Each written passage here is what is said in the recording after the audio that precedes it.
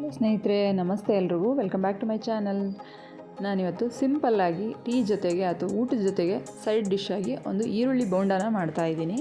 ತುಂಬಾ ರುಚಿಯಾಗಿರುತ್ತೆ, ತುಂಬ ಬೇಗ ಕೂಡ ಆಗುತ್ತೆ. ಸಡನ್ನಾಗಿ ಯಾರಾದರೂ ಗೆಸ್ಟ್ ಬಂದಾಗ ಇದನ್ನು ಕ್ವಿಕ್ಕಾಗಿ ಮಾಡ್ಕೋಬಹುದು.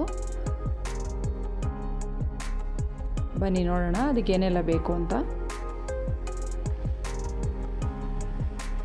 ನಾನಿಲ್ಲಿ ಸ್ವಲ್ಪ ಕರಿಬೇವನ್ನು ಚಿಕ್ಕದಾಗಿ ಕಟ್ ಮಾಡ್ಕೊಂಡಿದ್ದೀನಿ, ಮತ್ತು ಸ್ವಲ್ಪ ಕೊತ್ತಂಬರಿ ಸೊಪ್ಪು, ರುಚಿಗೆ ತಕ್ಕಷ್ಟು ಉಪ್ಪು, ಒಂದು 2 ಸ್ಪೂನ್ ಆಗೋಷ್ಟು ಅಚ್ಚ ಖಾರದ ಪುಡಿ, ಒಂದು 1/4 ಸ್ಪೂನ್ ಆಗೋಷ್ಟು ಅಡುಗೆ ಸೋಡಾನ ತೊಗೊಂಡಿದ್ದೀನಿ. ಮತ್ತು ನಾನಿಲ್ಲಿ 4 ಮೀಡಿಯಮ್ ಸೈಜ್ ಈರುಳ್ಳಿನ ಚಿಕ್ಕದಾಗಿ ಕಟ್ ಮಾಡಿ ಇಟ್ಕೊಂಡಿದ್ದೀನಿ. ಮತ್ತು ಒಂದು 2 ಸ್ಪೂನ್ ಆಗೋಷ್ಟು ಅಕ್ಕಿ ಹಿಟ್ಟನ್ನು ತೊಗೊಂಡಿದ್ದೀನಿ. ಅಕ್ಕಿ ಹಿಟ್ಟು ಹಾಕೋದ್ರಿಂದ ಕ್ರಿಸ್ಪಿಯಾಗಿ ಬರುತ್ತೆ, ಗರಿಗರಿಯಾಗಿ ಬೋಂಡ, ಅದಕ್ಕೋಸ್ಕರ. ಮತ್ತು ನಾನಿಲ್ಲಿ ಒಂದು 250 ಗ್ರಾಮ್ ಆಗೋವಷ್ಟು ಕಡಲೆ ಹಿಟ್ಟನ್ನು ತೊಗೊಂಡಿದ್ದೀನಿ. ಕಡಲೆ ಹಿಟ್ಟು ಚೆನ್ನಾಗಿರೋದು ಪ್ಯಾಕೆಟ್ ಕಡಲೆ ಹಿಟ್ಟನ್ನು ತೊಗೊಂಡಿದ್ದೀನಿ.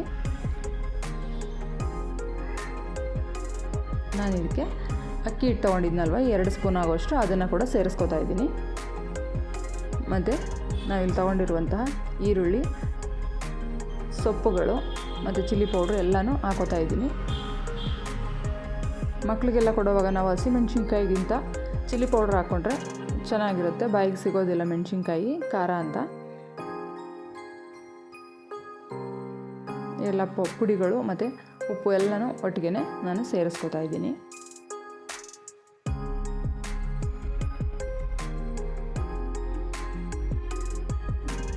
ಸೊಪ್ಪು, ಕಡಲೆ ಹಿಟ್ಟುಗಳು ಇದೆಲ್ಲ ಮನೆಯಲ್ಲೇ ಇರೋದ್ರಿಂದ ಟೀ ಜೊತೆಗೆ ಮಳೆ ಬರೋ ಟೈಮ್ನಲ್ಲಿ ಅಥವಾ ಯಾರಾದರೂ ಸಡನ್ನಾಗಿ ನೆಂಟರು ಬಂದರು ಅಂದರೆ ಇದನ್ನು ಮಾಡ್ಕೋಬೋದು. ತುಂಬ ಸುಲಭವಾಗಿ ಆಗೋಗುತ್ತೆ, ಬೇಗನೆ ಆಗುತ್ತೆ. ನಾನು ಇದನ್ನು ಚೆನ್ನಾಗಿ ಒಂದು ಸರಿ ಡ್ರೈ ಆಗಿ ಮಿಕ್ಸ್ ಮಾಡ್ಕೊಂಡಿದ್ದೀನಿ. ಅದಾಗಿದ್ದಾದಮೇಲೆ ಇದಕ್ಕೆ ಸ್ವಲ್ಪನೇ ನೀರನ್ನ ಹಾಕ್ತಾ ಇದನ್ನು ಸ್ವಲ್ಪ ಗಂಟಿಲ್ದೇ ಇರೋ ಥರ ಚೆನ್ನಾಗಿ ಕಲಿಸ್ಕೊತಾ ಇದ್ದೀನಿ. ನೀರನ್ನು ಸ್ವಲ್ಪ ಹಾಕ್ಕೊಂಡು ನಮಗೆ ಹಿಟ್ಟು ಯಾವ ಹದದಲ್ಲಿ ಬೇಕಾಗುತ್ತೆ ನೋಡಿಕೊಂಡು ಕಲಿಸ್ಕೋಬೇಕು.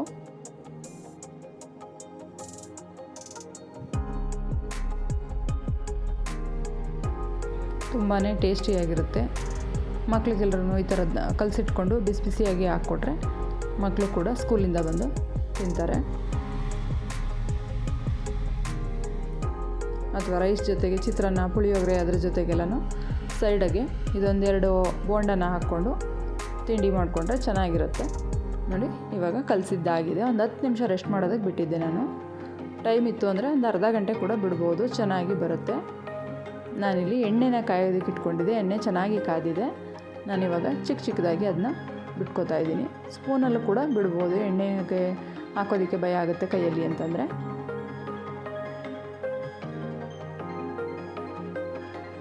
ಈ ಥರ ಹಾಕ್ಕೊಂಡು ಮೀಡಿಯಮ್ ಉರಿನಲ್ಲಿಟ್ಟು ಇದನ್ನು ಚೆನ್ನಾಗಿ ಬೇಯಿಸ್ಕೊತಾ ಇದ್ದೀನಿ. ನೋಡಿ ಎಷ್ಟು ಕಲರ್ ಬಂದರೆ ಸಾಕಾಗುತ್ತೆ. ಈರುಳ್ಳಿ ಬೋಂಡ ಗರಿಗರಿಯಾಗಿ ರೆಡಿಯಾಗಿದೆ.